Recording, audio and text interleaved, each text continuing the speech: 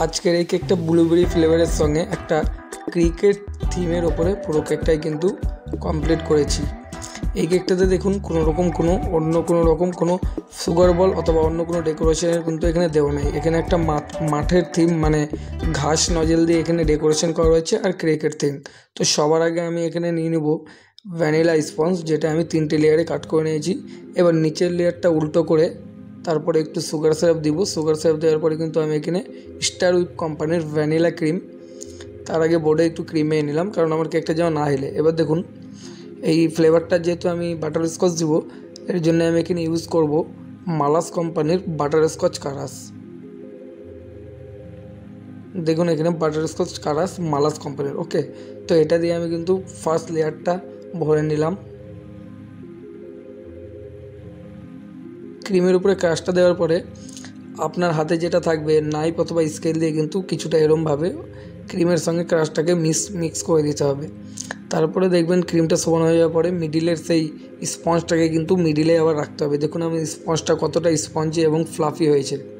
এবার এটাকে এর উপরে চাপিয়ে দিয়ে সেম আবার সুগার সিরাপ দিয়ে দিলাম। সুগার সিরাপ দেওয়ার পরে আর একটু ক্রিম নিয়ে মিডিলেরটাতেও কিন্তু আমি বাটার স্কচ একটু হালকা একটু ক্রাশ দিব। খুব বেশিও দিবেন না আর খুব নর্মালও দিবেন না, এটা কিন্তু আপনাদেরকে মাথায় রাখতে হবে। বেশি দিলে কিন্তু বাটার স্কচ ফ্লেভারটা অতিরিক্ত মিষ্টি হয়ে যাওয়ার সম্ভাবনা থাকে, তাই জন্য মিডিয়াম দেওয়ার চেষ্টা করবেন। এবার দেখুন এই লেয়ারটাও সেমভাবে ভুনে নেওয়ার পরে ওপরের আমি যেই স্পঞ্জের এটাকে কিন্তু আমি সোজা আছে এটা উল্টো করে দিতে হবে। দেখুন এটা কিন্তু আপনাদেরকে ধ্যান রাখতে হবে, এটা উল্টো করে দিতে হবে। ওকে, এবার দেখুন সাইডে একটু নাইফ ঘুরিয়ে নিলাম যেন সাইডের ক্রিমগুলো না হয়ে থাকে, এগুলো না হয়ে থাকে। তারপরে উপরে আবার স্পঞ্জ নিয়ে দেখুন এটাকে সুন্দরভাবে আইসিংয়ের কাজটা করে নিব।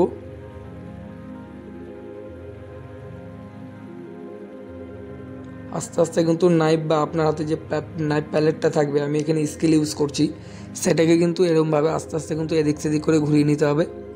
তারপরে সাইডেরটাও সেমভাবে কমপ্লিট করে যেখানে দেখবেন একটু ক্রিম কম রয়েছে সেখানে কিন্তু আপনাদেরকে একটু ক্রিম পর থেকে এভাবে অ্যাড করে নিতে পারেন।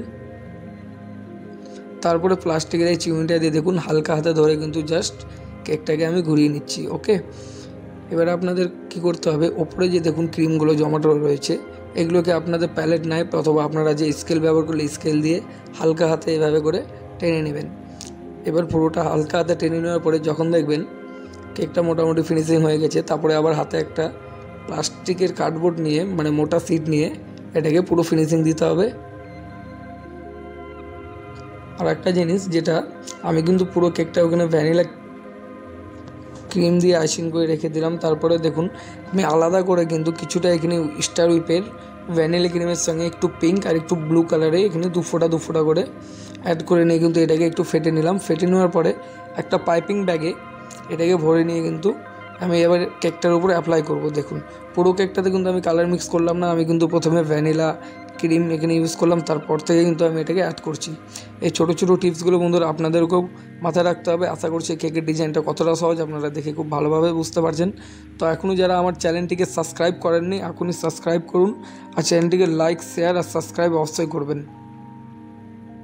তারপরে আবার আপনার হাতে প্যালেট নাইফ অথবা আপনারা স্কেল ইউজ করলে স্কেল দিয়ে দেখুন এটাকে সুন্দরভাবে পুরো ক্রিমটাকে আইসিং করে নিতে হবে আবার ভালো করে ওপর দিয়ে। তারপরে দেখুন এখানে আমি ঘাস নজেল দিয়ে গ্রিন কালারের কিন্তু আমি এখানে কালার মিক্স করে ক্রিম বানিয়ে নিয়েছি। এবার দেখুন কিছুটা জায়গা ফাঁকা রেখে মিডিল থেকে শুরু করবেন। আপনারা চাইলে কিন্তু একদম মিডিল থেকে শুরু করতে পারেন, আমি কিন্তু একটু সাইডে 1/2 ইঞ্চি 1 ইঞ্চির মতন জায়গা ছেড়ে দিয়ে মিডিলটা পুরো কভার নিচ্ছি।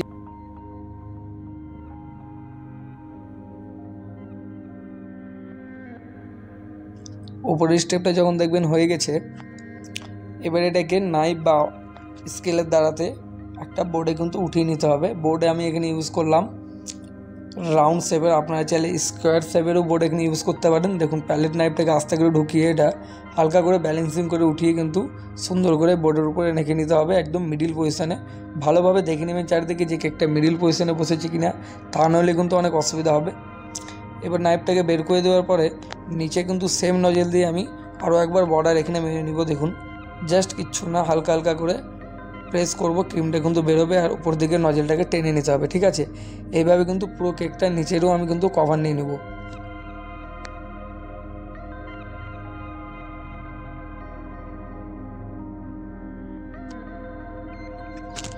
এবার দেখুন আমার কাছে ক্রিকেট থিমের কিন্তু টপার রয়েছে, যেটা আমি কিন্তু আমার পার্শ্ববর্তী বেকারি থেকে নিয়ে এসেছিলাম। দেখুন ক্রিকেট টপার, এটার দাম আপনাদের পড়বে 50 রুপিস অনলি পুরো প্যাকেটের। এটার মধ্যে কিন্তু সব রকম থিম দেওয়া রয়েছে।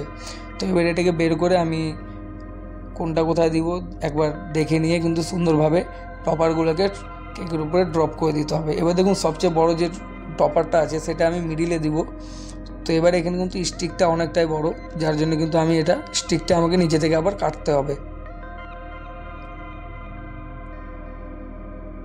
স্টিকটা কাঁচি দিয়ে কেটে নেওয়ার পরে এটা কিন্তু সুন্দরভাবে দেখুন এখানে হালকা করে গেড়ে দিতে হবে। কেকের উপরে এটা গেড়ে দেওয়ার পরে আরও যে বাকি যে থিমের ইয়েগুলো রয়েছে সেগুলো কিন্তু সেমভাবে টপারগুলোকে কিন্তু আপনাকে চারিদিকে সুন্দর করে গুছিয়ে যেটা যেখানে আপনার ইচ্ছা এটা কিন্তু আপনার ওপরে। তো আমি দেখুন এটা যে এটার পরে যে আমার কাছে রয়েছে মিডিয়াম সাইজের, এটাকে কিন্তু আমি ক্রিকেটের এই বড়ো লোগোটার ডান দিকে লাগিয়ে দিলাম হালকা করে, একটু কেক থেকে বেরিয়ে থাকলেও তাতে কোনো অসুবিধা নেই। এবার দেখুন এখানে একটা ক্রিকেট বল রয়েছে যেটাকে আমি তার ডান দিকে লাগিয়ে নিচ্ছি।